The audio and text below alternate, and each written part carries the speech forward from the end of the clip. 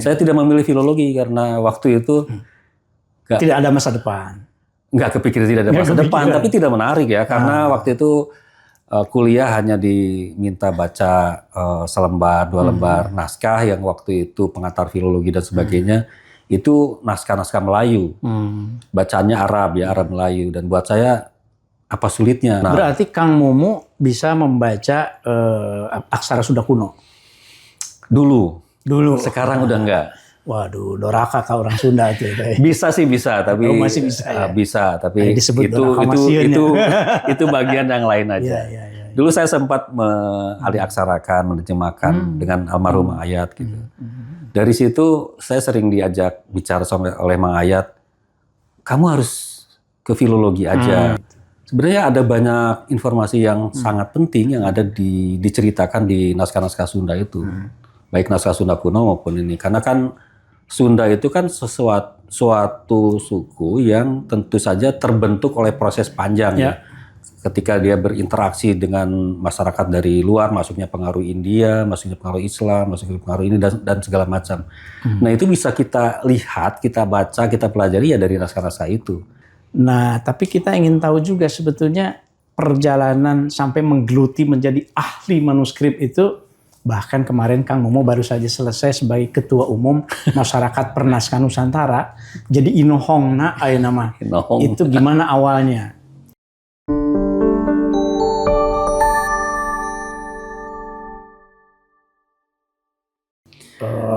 Kan kita tahu ya ada asosiasi Depok juga itu pusatnya saat itu, gimana tuh Kang yang Kang Mumu tahu? Ya mendirikan ya, terutama tadi ya orang-orang yang pertama-tama menginginkan ada satu wadah atau satu organisasi untuk saling berbagi informasi dan segala macam itu kan sebagian diantaranya tentu ya, kan ada juga dari universitas lain. Dari misalnya dari Unpad, dari UGM dan sebagainya. Yang dari UI itu kan dosen-dosen saya. Jadi itu kan mulai tahun 96 ya.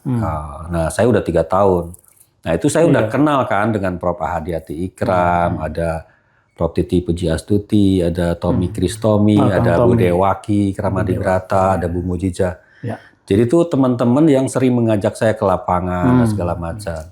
Jadi ketika mendirikan asosiasi itu sebenarnya saya juga ya jadi anak bawang ya, ikut ke sana, tolong nyediain ini itu dan segala macam. Jadi supporting staff. Iya, jadi sebenarnya saya beruntung ya, karena ada di lingkungan yang membuat saya tuh diajak-ajak. Dan 96 itu simposium internasional pertama kan?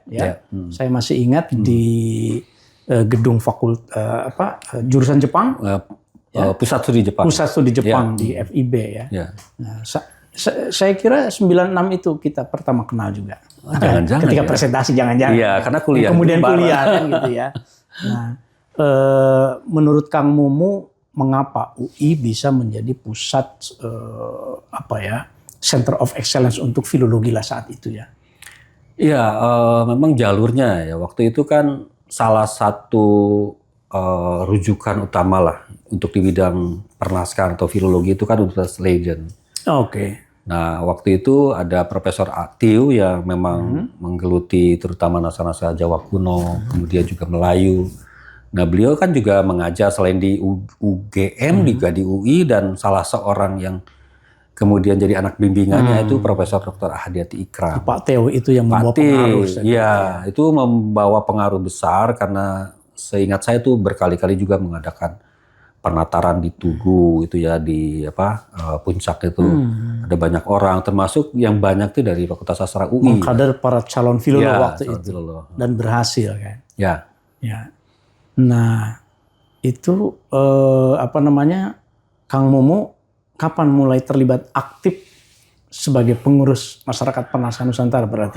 Ya, sebenarnya saya selalu aktif misalnya angkat-angkat buku atau makalah dan sebagainya. Jadi saya biasa tertulis sebagai misalnya ada koordinator bidang apa, nah saya anggotanya. Sebetulnya Sobat Ngariksa, saya tahu Kang Mumu itu menjadi sekretaris umum Masyarakat Pernaskahan Nusantara tahun 2008 ya Kang ya. Iya. Karena saya ketua umumnya. Kumaha tararasana hari tadi.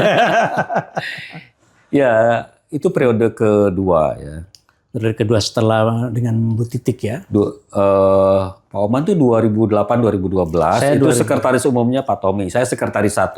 Oh iya ya. 2012 Pak oke, Oman terpilih betul. lagi dan ada satu syarat yang Pak Oman ajukan. Iya. Saya mau terpilih lagi, mau dipilih lagi asal sekretaris umumnya Kang Mumu. Kang Momo ya. Karena 2012. sekretaris umum Di Yogyakarta. jadi Momo ya, gitu. Iya. 2012. Betul 2012. Nah itu sebenarnya mulai sering terlibat lah. Sebenarnya mulai 2008 ketika Kang Oman jadi ketua umum Ya, Manasa, saya sering ikut kegiatan Sobat Ngarisa, Kang kemana-mana. Momo ini mengapa saya syaratkan saya boleh diangkat lagi jadi ketua umum, tetapi sekretaris umumnya harus Kang Momo karena Kang Momo ini mau volunteer gitu, mau bekerja untuk asosiasi.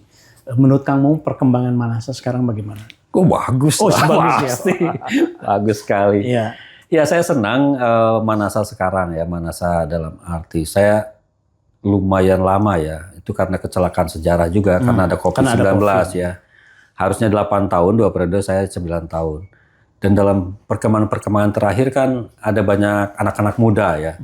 Makanya sekarang yang periode Mas Agus ya, Agus Iswanto sebagai ketua umum 2025-2029, ada banyak mahasiswa S2 dan S3 yang usianya memang masih muda-muda, terlibat aktif sebagai pengurus juga. Jadi saya senang melihat perkembangan itu tentu saja. Dan itu jasa dari guru-guru kita juga ya. Iya, Dulu mah kan hanya 2 orang kita. Iya. Nah sekarang mah semakin banyak lah gitu ya. Ya alhamdulillah. Berarti kita berjasa juga Kang. Ya mudah-mudahan. Mudah-mudahan. Ada sedikit ya, ada jasanya. Ngopi heula. Ya, Aduh, siap. ini kita mau masuk segmen terakhir ini. Aduh, kopinya bisa bawa pulang nih. Enak nih Kang, kopinya Kang. Diisian deh Kang. Aduh. Ini kopi tanpa gula. Bukan karena sehat, kita udah tua. Supaya tidak banyak gula. Iya Kang, kan suka ada yang mempertanyakan sebetulnya relevansinya apa gitu. Kan kita mengkaji manuskrip itu dengan kebutuhan kita sekarang. Kalau tidak salah Kang Momo kan pernah meneliti tentang Nyi Pohaci ya. Ta cik dongengkeun eta kumaha teh kaitana sareng isu anu mungkin relevan ka ayeuna gitu. Ya, jadi Nyi Pohaci Sanghyang Sri itu sebenarnya awalnya itu tradisi lisan. Ya. Itu pernah diteliti oleh Hiding ya namanya dari Belanda, mengumpulkan cerita-cerita rakyat yang terkait Nyi Pohaci. Tapi kemudian pada tahun-tahun berikutnya, abad berikutnya ada muncul juga sebenarnya naskah-naskah atau manuskrip yang berisi tentang Nyi Pohaci Sanghyang Sri atau ada beberapa wacan Sulanjana yang berkaitan dengan itu. Jadi ini cerita ini sebenarnya berkaitan dengan tradisi pertanian di masyarakat di Jawa Barat. daerah mana Jawa Baratnya? Nah, ini yang menarik. Jadi Nyi Pohaci ini oleh sebagian masyarakat. Jadi ada 2 hal ya. Satu yang sudah tertulis, 5 diantaranya disimpan di Universitas Leiden. Ya. Saya sudah pernah membuat alih aksaranya jadi 2 jilid di Perpustakaan Nasional. Nah, tapi juga ada tradisi lisan yang kemudian berkaitan dengan ritual. Misalnya di Sumedang ada namanya upacara ngalaksa. Ngalaksa. Nah, mereka bikin laksa itu makanan ngalaksa kan. membuat laksa. Tapi intinya mereka itu melakukan ritual untuk menghormati Dewi Padi. Nyi Pohaci itu orang Sunda. Kalau Jawa kan namanya Dewi Sri. Di Jawa, Bali kan ada Jawa, Bali, betul. Sunda.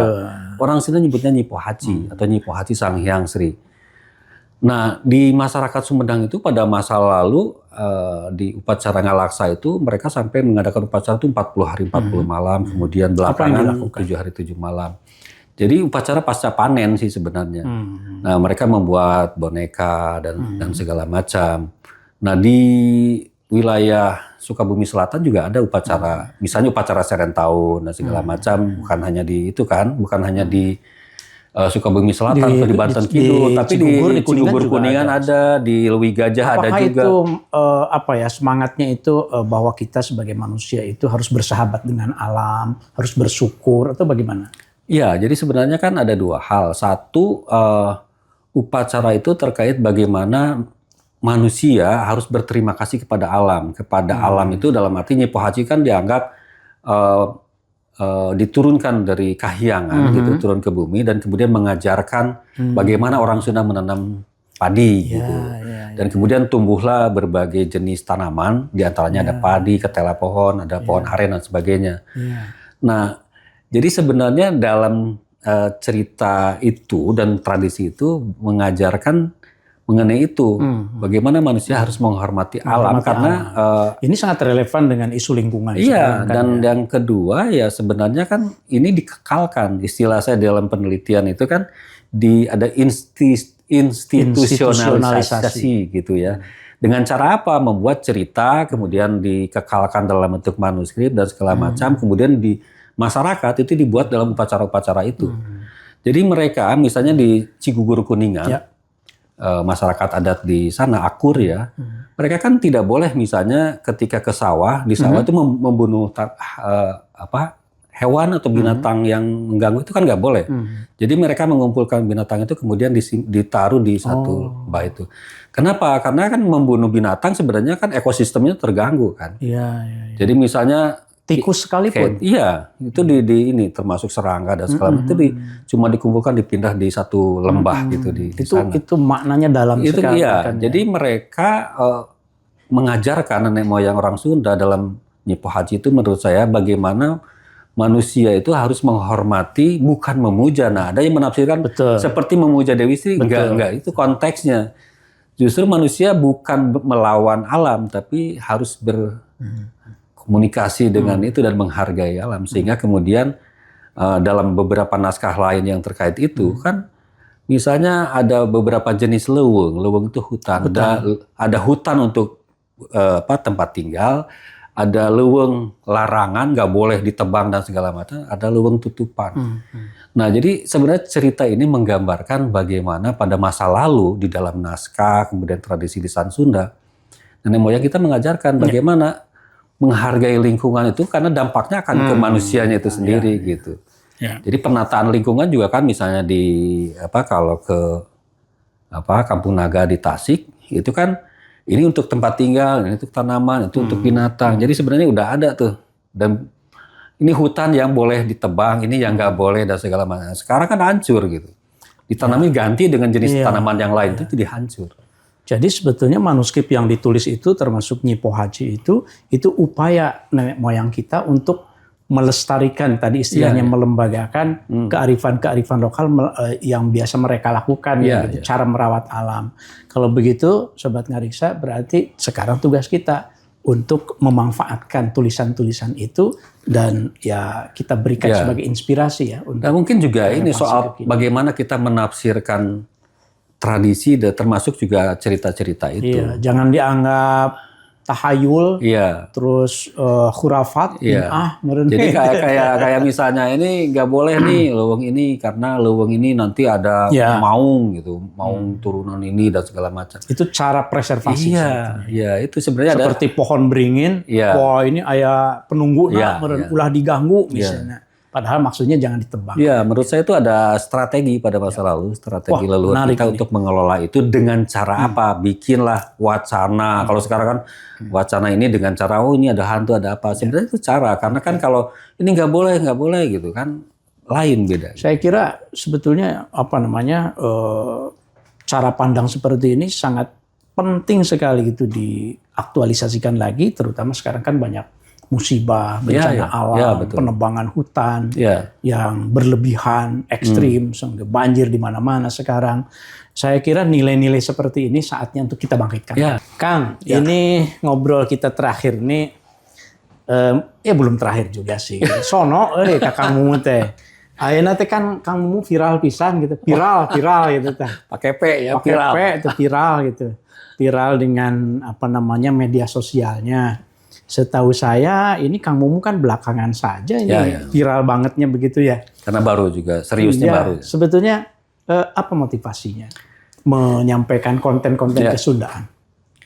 Ya awalnya tentu karena saya galau juga ya. Ini saya mengajar di Fakultas Sastra UI yang sejak 2020 namanya jadi Fakultas Ilmu Pengetahuan Budaya.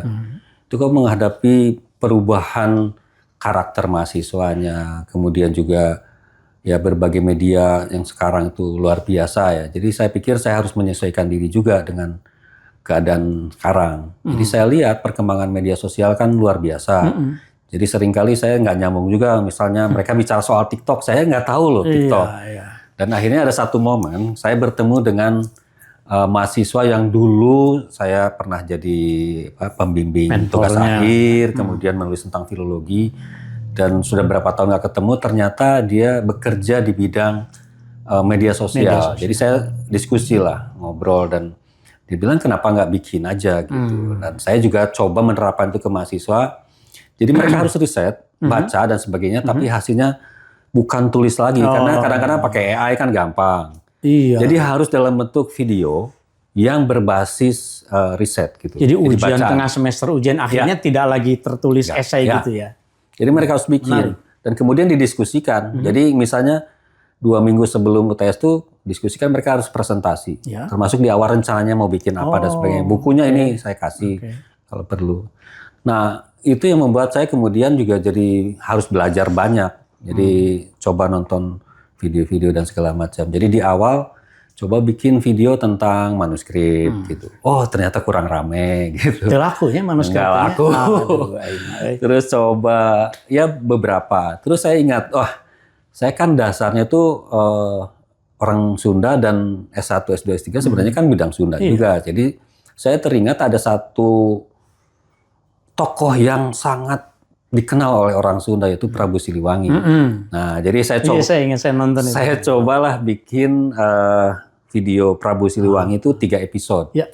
Dan ternyata nggak jelegur kata orang Surabaya. 3 episode itu ditonton. Enggak, hanya sekitar 328-330 ribu orang gitu viewersnya. 300 ribu? Ya, lebih. Banyak loh itu untuk ukuran pemula. Iya, saya juga kaget sih. Ternyata responnya bagus, dan di situ ada di episode kedua kalau tidak salah, karena cerita tentang Perang Bubat. Jadi saya ada yang nyerang juga tuh.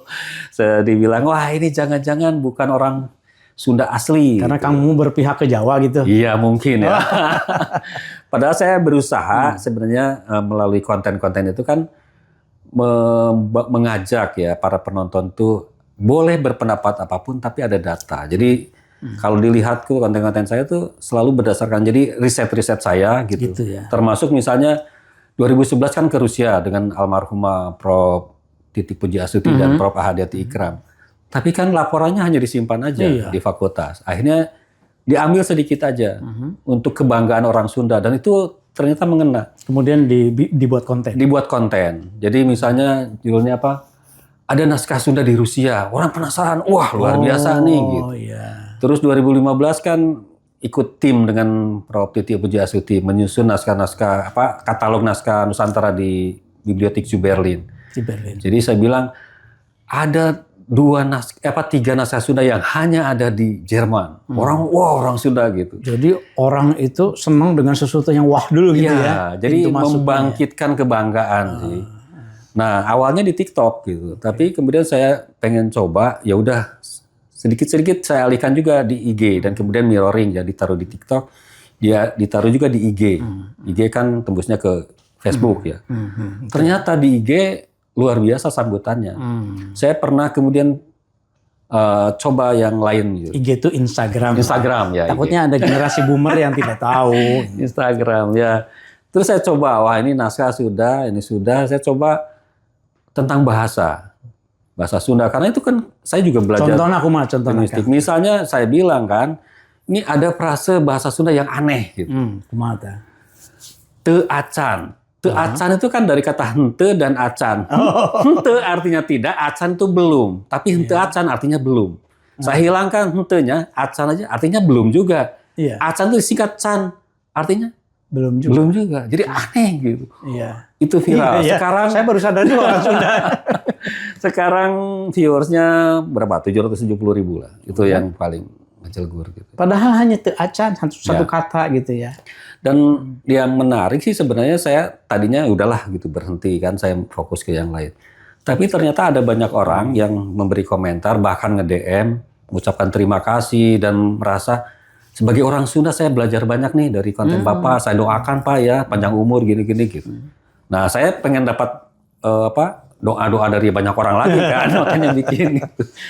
Nah, untuk konten yang terkait manuskrip sebenarnya juga saya coba ya tentu saja saya ngobrol dengan ini kan saya sendiri nggak bisa ya collab dengan yang memang ahlinya.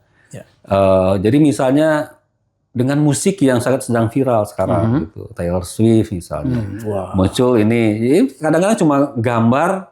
Saya ingin memperkenalkan loh bahwa sekarang digitalisasi ya, trennya digital. Tapi sebelum itu kan ada mikrofilm, ada microreader.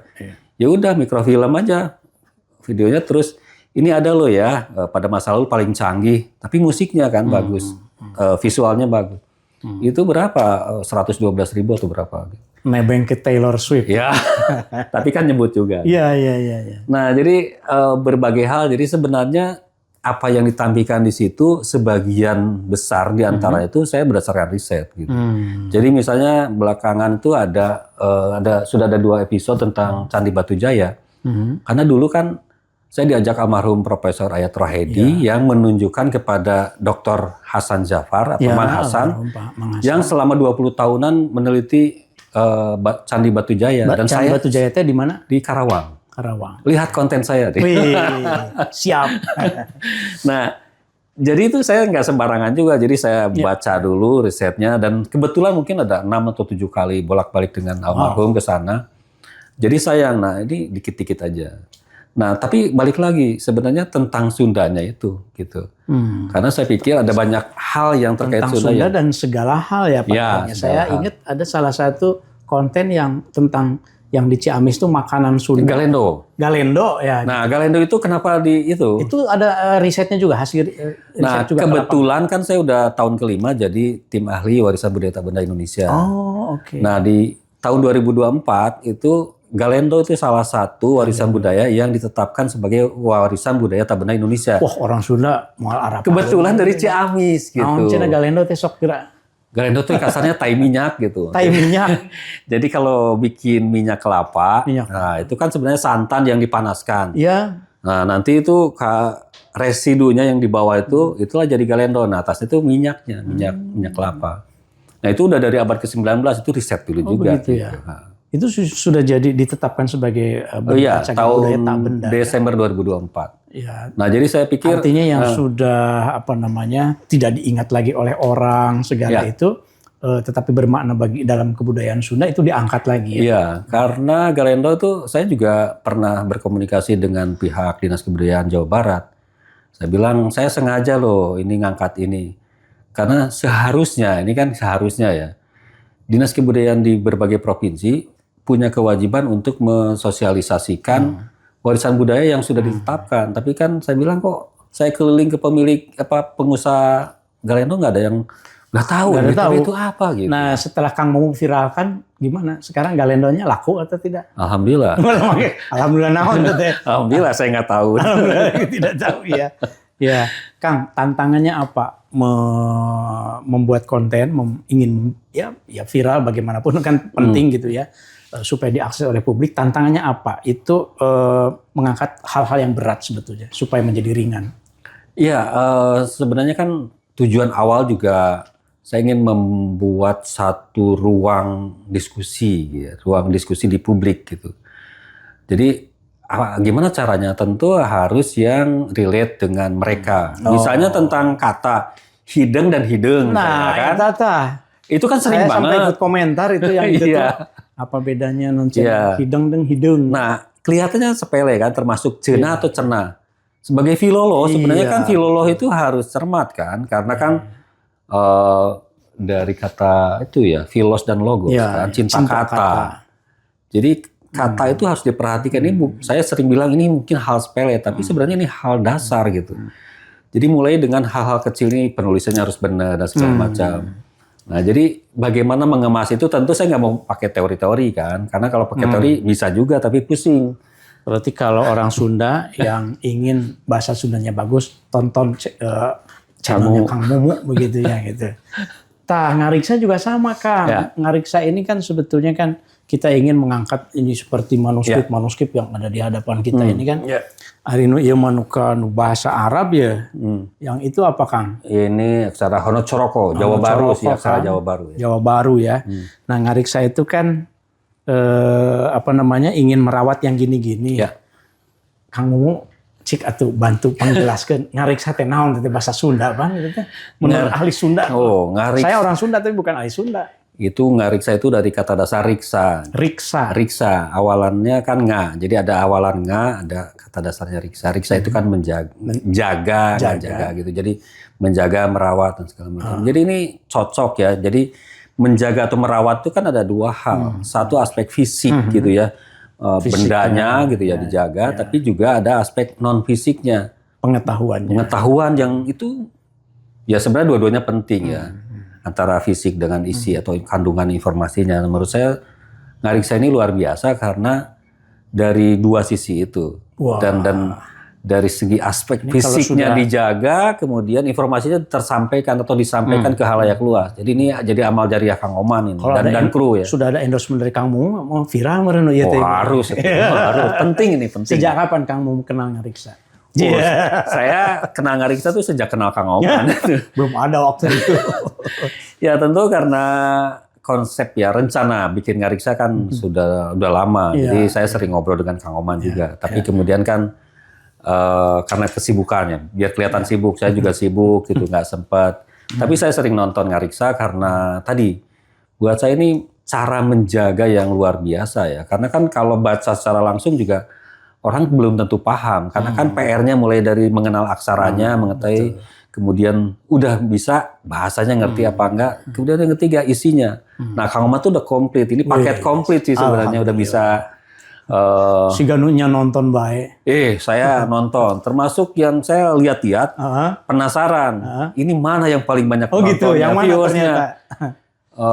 Ngariksa 29 kayaknya, tahun 2020. Oh iya, itu baru setahun itu berarti. Karena 2019 mulainya. Iya, 2020 itu viral. Bukan viral ya, pokoknya rame banget itu. Saya cek. Banyak viewernya ya. Kenapa? Nanti kita cek ya. 35.000 lebih. Dan itu berbeda, yang lain kan hanya 1.000, 2.000. Tapi ini luar biasa. Nah, kalau saya kan penasaran, kenapa ini? Harus dipelajari, kenapa jadi ramai gitu. Penting ini buat ngariksa ini. Ternyata gimana aja kan? Iya, kadang-kadang kan orang itu tertarik satu karena topiknya. Yang kedua karena hostnya. Ini kayaknya dua-duanya nih kan. Kalau hostnya mah biasa. Dan yang ketiga, banyak orang yang sebenarnya sering mendengar ya, karena itu tentang naskah silsilah tarekat Satariyah. Ya tentang silsilah tarekat Satariyah. Ya menurut saya banyak orang yang relate dengan Satariyah itu seperti apa sih gitu. Terus jelajah naskah silsilah Satariyah kalau nggak salah itu judulnya. Ya, jelajah naskah. Ya, ada 2 episode. Nah buat saya tuh menarik menonton itu karena informasinya luar biasa dan dibawakan dengan santai gitu. Kadang-kadang orang kalau terlalu tegang itu, hidup saya udah capek gitu, nonton tegang. Jadi harus agak santai gitu ya. Nonton YouTube tuh pengen hiburan, malah tegang lagi gitu ya. Ya saya kan membacakan yang berat-berat sebetulnya, tapi saya berusaha untuk menyampaikannya dengan ringan gitu, mudah dicerna. Saya juga tidak terlalu memperhatikan sebetulnya yang paling banyak ditonton. Mungkin karena jelajah silsilah Satariyah, mungkin karena komunitasnya ada ya. Seperti di Pamijahan kan ya. Pamijahan kan Tasik, tokohnya Tasik Malaya. Tempat Kang Momo kan Ciamis Kepalin itu kan. Tetangga lah gitu ya. Tetangga kampung. Ada Syekh Abdul Muhyi Pamijahan itu kan tokoh tarekat Satariyah kan ya. Mungkin ada pembacanya, sehingga apa yang dilakukan oleh kita itu dianggap bermanfaat barangkali begitu ya. Kang, cik atuh pesan untuk sobat ngariksa atuh kumaha teh sebagai tokoh Sunda tuh. Ya, jadi pesan saya tentu ninggalin ka ditu atuh. Sobat ngariksa. Ya, sobat ngariksa, ini ada satu saluran YouTube yang luar biasa yang ngariksa. Jadi kalau saya misalnya sebagai peneliti yang ingin tahu atau sebagai orang awam yang ingin tahu tentang apa yang ada di dalam manuskrip, itu harus baca, capek, bisa berbulan-bulan, bisa bertahun-tahun. Nah ini teman-teman atau sobat ngariksa kan tinggal mendengarkan ini, menyimak. Ini daripada misalnya, ya boleh aja sih main dan segala macam. Tapi ini menurut saya bisa memperkaya wawasan, memperkaya otak, mengisi otak gitu ya dengan asupan gizi yang luar biasa dari ngariksa. Jadi saran saya ini harus jadi penonton setia, penonton yang loyal terhadap ngariksa. Gitu Kang Oman. Alhamdulillah, setelah ini loyal semua mudah-mudahan. Kalau Kang Momo itu kan kalau di channelnya suka nanya nih, kalau mau selesai itu satu kata tentang sesuatu. Gitu. Yeah. Nah kalau saya juga bertanya, kalau dalam satu kata ngariksa menurut Kang Mumu naon? Keren. Wah, keren ya. Iya, alhamdulillah ya, syukurlah. Terima kasih Kang Mumu. Ya. Mudah-mudahan dengan obrolan kita Kasundaan, karena ini naskah Sunda itu di luar yang Sunda kuno yang 100 tadi itu, sebetulnya naskah-naskah Sunda itu baik yang pegon maupun yang cacarakannya itu kan masih banyak. Ya. Sementara pembacanya itu masih sedikit sekali. Jadi harus ada afirmasi nampaknya dari para pemangku kepentingan lah. Supaya ini tidak musnah gitu. Betul. Kadang-kadang suka ditanya memangnya relevansinya apa? Nah, untuk mendapat jawabannya, tonton aja gitu Ngariksa sama channelnya Kang Mumu. Iya betul. Gitu meren. Iya. Rugi kalau nggak nonton. Rugi kalau nggak nonton ya. Oke, Sobat Ngariksa, mungkin kita akhiri obrolan naon. Obrolan itu bahasa Sunda naon. Wangkongan. Ngawangkong ya. Ngawangkong. Ngawangkong sareng Kang Mumu hatur nuhun pisan Kang Mumu. Ya, sami-sami. Mudah-mudahan ke viewerna jutaan gitu lah gitu. Amin. Aritos diolah ku Kang Mumu malah gitu. Ngiring berkahna gitu. Amin. Biasanya di akhir kita sapa salam jargon khusus Ngariksa. Apal keneh teh? Gitu. Nah, biasanya kita akhiri dengan mari kita menatap masa depan dengan merawat masa silam. Kita ucapkan sama-sama buat Sobat Ngariksa. Sobat Ngariksa, mari kita menatap masa depan dengan merawat masa silam. Salam Ngariksa. Atur nuhun Kang. Ya, siap. Makasih sami-sami.